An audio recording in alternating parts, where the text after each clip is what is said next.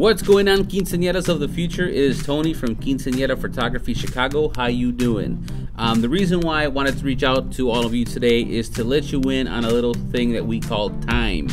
And what I mean by that is your quinceañera is going to happen. You're going to wake up early in the morning. You're going to have to get dressed. You're going to get ready. You're going to go to church. You're going to go to the Bean in Chicago. You're going to take pictures, and then you're going to have your party.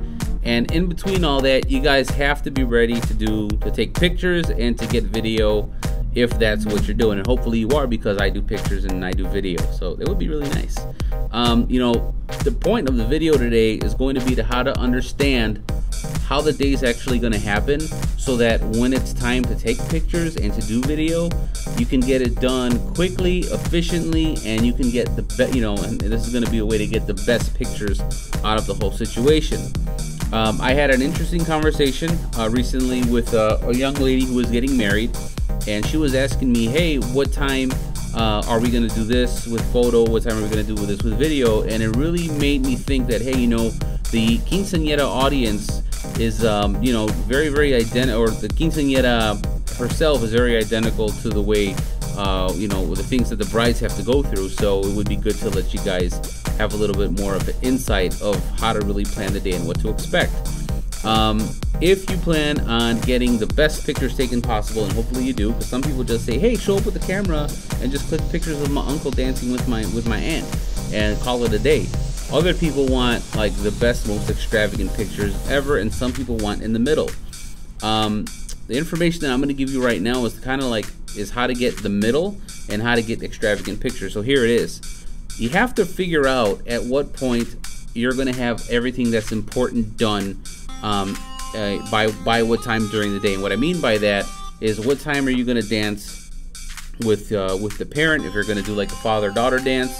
When is your special dance going to be done? When is the waltz going to be done?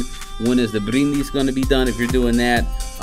When are you going to give the little doll to the quinceañera? When is that going to happen? And if mariachi's plan on being there, what time is that going to be over? And what time is everything that's important from a picture standpoint going to be finished? And here's my best advice to you.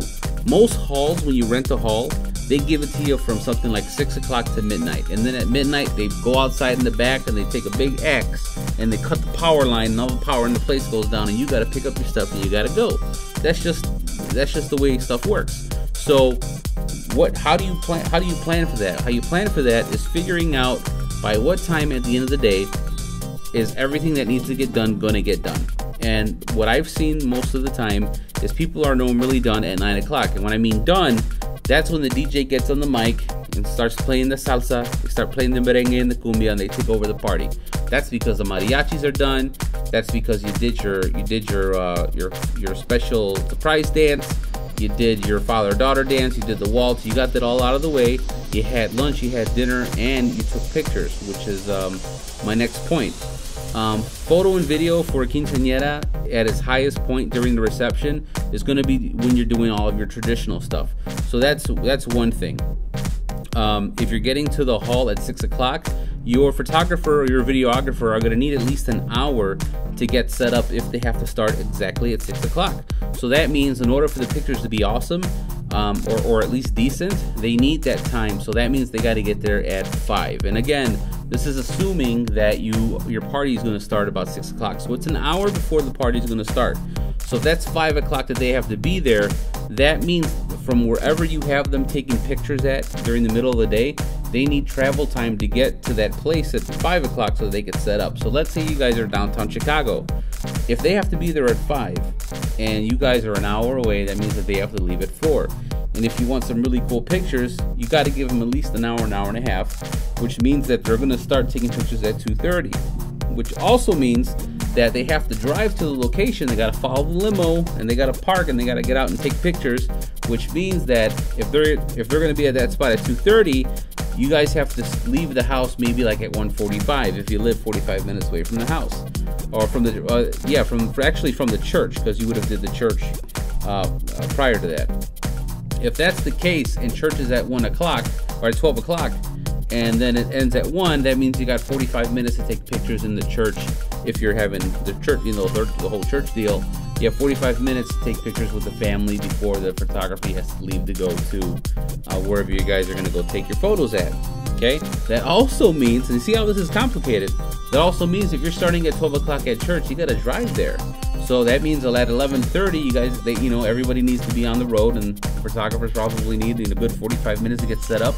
So they have to leave at 10:45 to get to the church at 11:30 to set up for it to go down at 12. Which also means when you take pictures at the house, because you're going to have your best friend, you know, your best friend Susanna, you know, come over and she wants to take a selfie with you, you know, that has to happen before, you know, before the photographers leave, because you want it in an HD high megapixel photo capture stuff, Technicolor.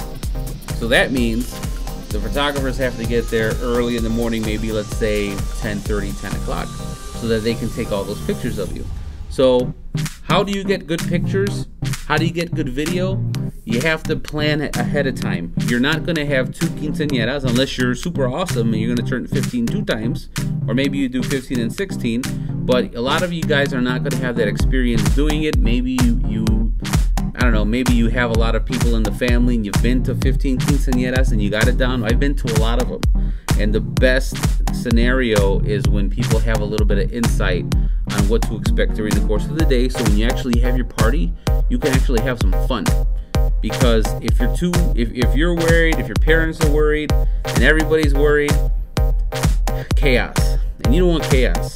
What you want is you want the surprise dance to be absolutely amazing, because that's the whole reason why you're having a quinceañera. You got to go out there and show off the moves. You know what I mean? But from a photography and video standpoint, you want awesome pictures, you want awesome video. You got to figure out backwards what time everything is going to, what time everything needs to be done, and then start planning backwards. And you know what? Some people might argue with me that it's wrong. They might get on no, Tony, that's not the way you do it. You should do it like this. No problem. But I've been to a bajillion weddings and a bajillion quinceañeras and other parties, and the best planning I've seen, I've asked people, so what's going down? Oh, we figured out that we needed to have everything done by 9 o'clock so that we can actually party and have fun.